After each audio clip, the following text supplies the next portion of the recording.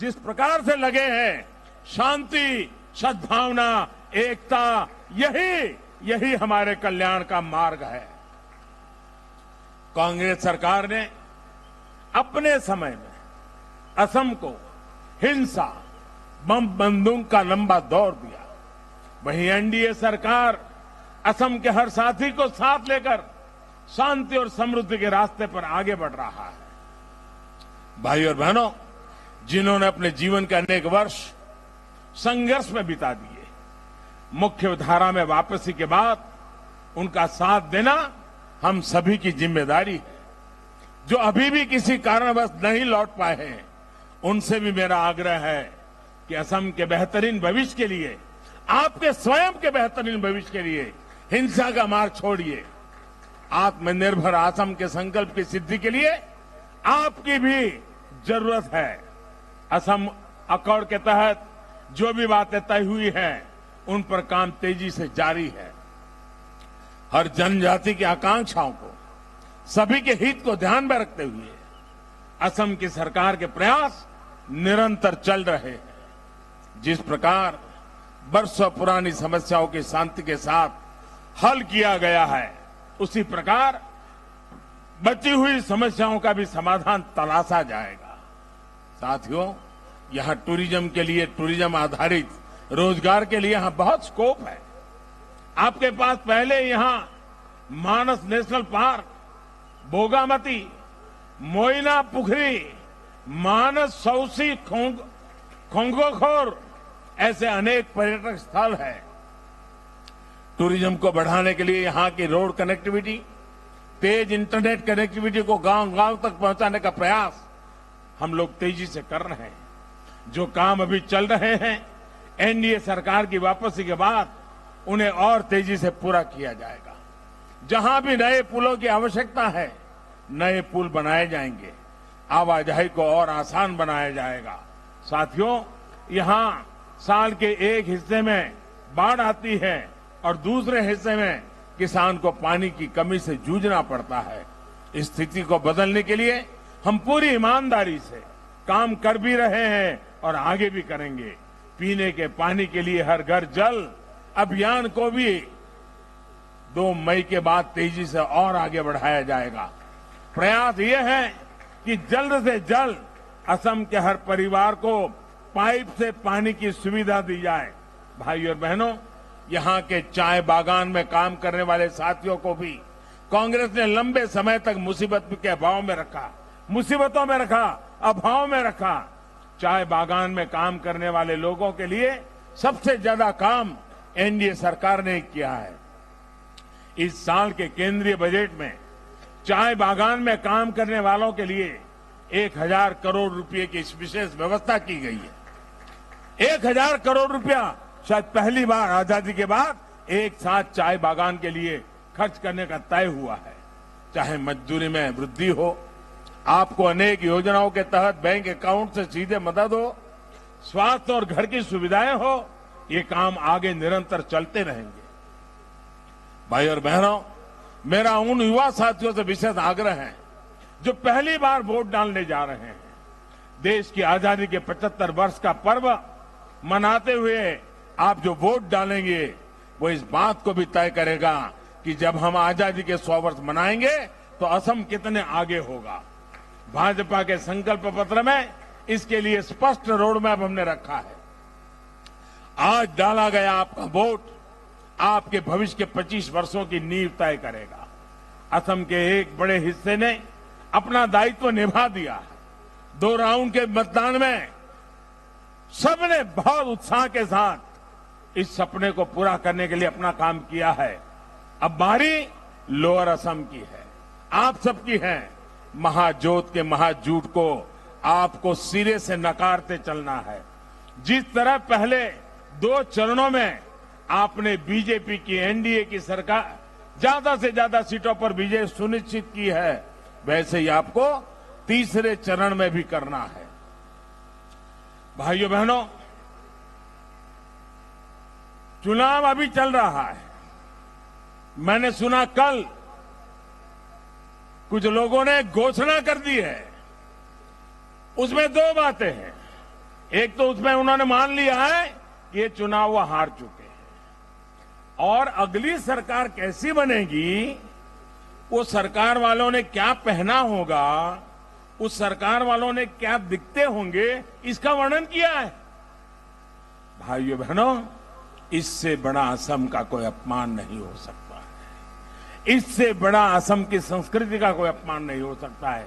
अभी से 5 साल के बाद असम को कब्जा करने की व्यूहरचना, सपने, ये चौंकाने वाली बातें हैं मेरे भाइयों। भाइयों बहनों, मेरा आपसे आग्रह है, आपको भारी संख्या में निकलकर मतदान करना है, एनडीए के लिए मतदान करना है। मैं फिर एक बार इतनी बड़ी तादाद में आकर के आपने जो प्यार दिया है, आशीर्वाद दिया है, विशेष करके माताएं बहनें इतनी बड़ी संख्या में आई है, ये मेरा बहुत बड़ा सौभाग्य है। आप तो मेरे लिए शक्ति रूपेण हो। आपकी ही शक्ति है जो हमें नई ऊर्जा देती है, नई ताकत देती है। मैं फिर एक बार मातृशक्ति को भी प्रणाम करता हूं, आप सभी भाइयों बहनों को भी प्रणाम करता हूं। मेरे साथ पूरी ताकत से बोलिए, भारत माता की।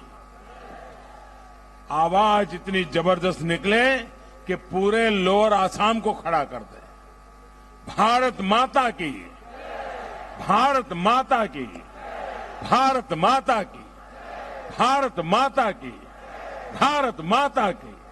बहुत बहुत धन्यवाद। डबल इंजन की एनडीए सरकार से असम को डबल फायदा मिला है। कांग्रेस के वक्त असम में हिंसा थी जिसे एनडीए ने दूर किया और अब चाय बागान को एक साथ केंद्र सरकार की ओर से इतना बड़ा पैकेज दिया गया, इतना पैसा दिया गया जो आज से पहले कभी नहीं दिया गया था। नॉर्थ ईस्ट को जोड़ने के लिए ब्रह्मपुत्र पर कई पुल बनाए गए और असम के विकास के लिए साथ मिलकर केंद्र और राज्य सरकार ने काम किया। असम में अब तीसरे और आखिरी चरण में 6 अप्रैल को वोटिंग होनी है।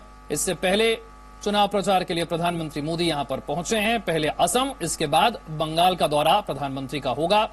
उन्होंने कहा, हमारा मंत्र बदला नहीं है, हमारा मंत्र वही है, सबका साथ, सबका विकास और सबका विश्वास।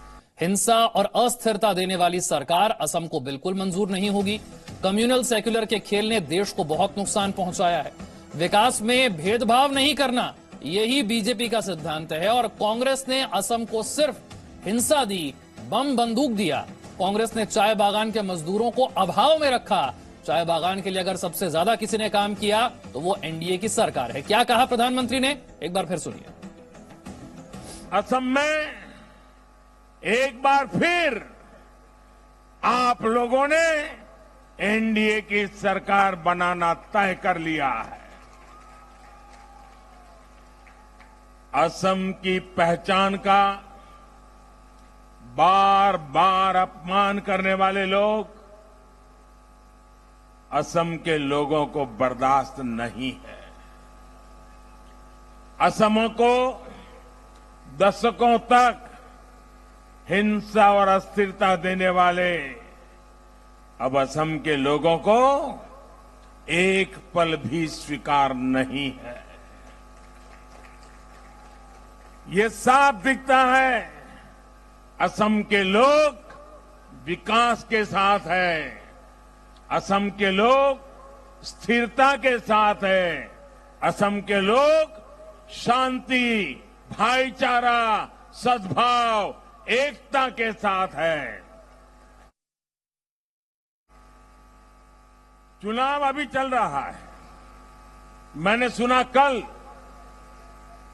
कुछ लोगों ने घोषणा कर दी है, उसमें 2 बातें हैं। एक तो उसमें उन्होंने मान लिया है कि ये चुनाव वो हार चुके हैं और अगली सरकार कैसी बनेगी, वो सरकार वालों ने क्या पहना होगा, उस सरकार वालों ने क्या दिखते होंगे, इसका वर्णन किया है। भाइयों बहनों, इससे बड़ा असम का कोई अपमान नहीं हो सकता है। इससे बड़ा असम की संस्कृति का कोई अपमान नहीं हो सकता है। अभी से 5 साल के बाद असम को कब्जा करने की व्यूहरचना, सपने, ये चौंकाने वाली बातें हैं मेरे भाइयों। भाइयों बहनों, मेरा आपसे आग्रह है, आपको भारी संख्या में निकलकर मतदान करना है, एनडीए के लिए मतदान करना है। प्रधानमंत्री ने असम में रैली को संबोधित किया, तो वहीं उत्तर प्रदेश के मुख्यमंत्री योगी आदित्यनाथ पश्चिम बंगाल के हावड़ा में हैं। वहां वो संबोधित कर रहे हैं, आपको सुनवाते हैं।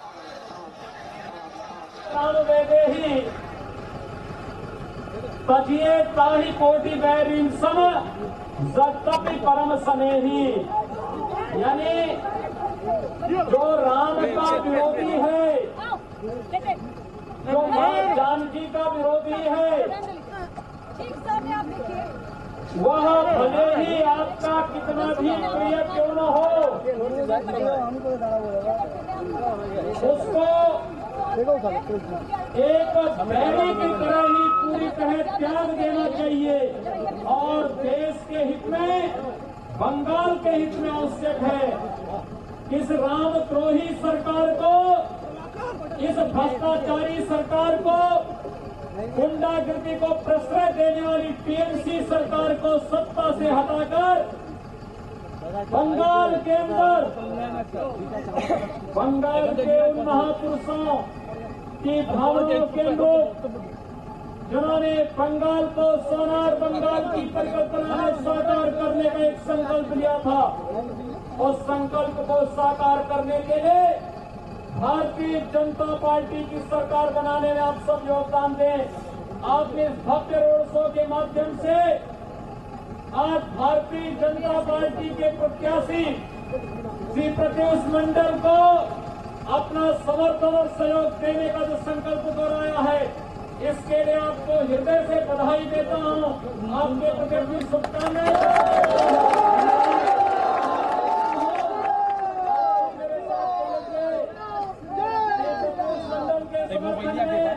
दोनों हाथ पकड़ के मेरे साथ बोलेंगे, जय श्री राम, जय श्री राम, जय श्री राम। অসংখ্য ধন্যবাদ। আজ যোগীজির বক্তব্যে ধন্য হল মিডিয়া। ধন্যবাদ। আপনারা ममता दीदी भगवान राम का विरोध करती हैं और बंगाल को राम विरोध करने वालों को सरकार से हटा देना चाहिए। योगी आदित्यनाथ उत्तर प्रदेश के मुख्यमंत्री तीसरे चरण के मतदान से पहले पश्चिम बंगाल में हैं, हावड़ा में रोड शो कर रहे हैं और जनता को संबोधित कर रहे हैं।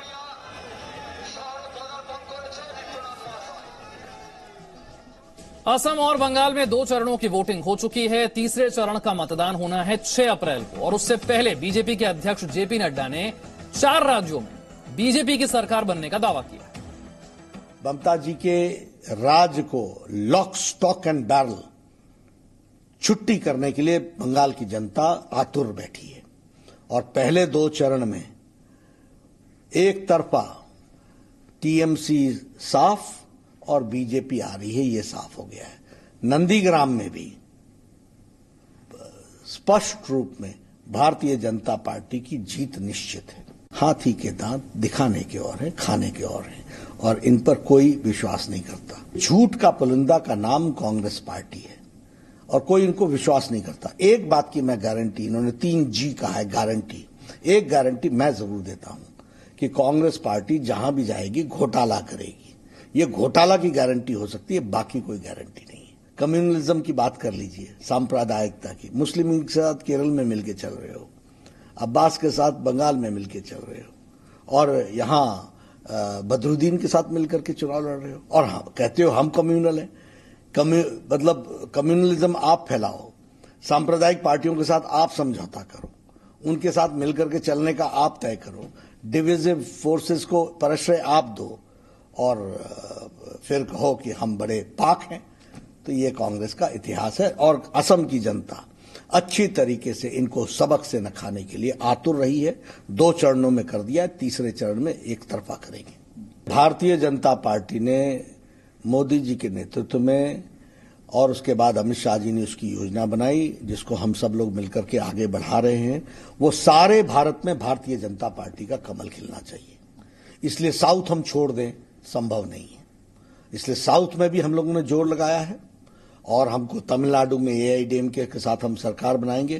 पुडुचेरी में हम एनडीए की सरकार बना रहे हैं बड़े स्पष्ट शब्दों में और केरला में भी हम एक शक्ति के रूप में उभरने वाले हैं और इसके लिए हम पूरी ताकत लगा रहे हैं और मोदी जी के प्रति लोगों की बहुत बड़ी आस्था है, तो हम इसका सदुपयोग भी करेंगे। और निश्चित रूप से इसका मतलब कि मोदी जी की पॉपुलैरिटी से हमको ये समझ में आता है कि उनकी नीतियों के प्रति उन्होंने हामी भरी है। तो जिन 5 राज्यों में वोटिंग हो रही है उनमें से 4 राज्यों में बीजेपी की सरकार बनने का दावा किया बीजेपी के अध्यक्ष जेपी नड्डा ने। एक छोटा सा break. Presenting B News app available on Google Play and App Store. Download it now.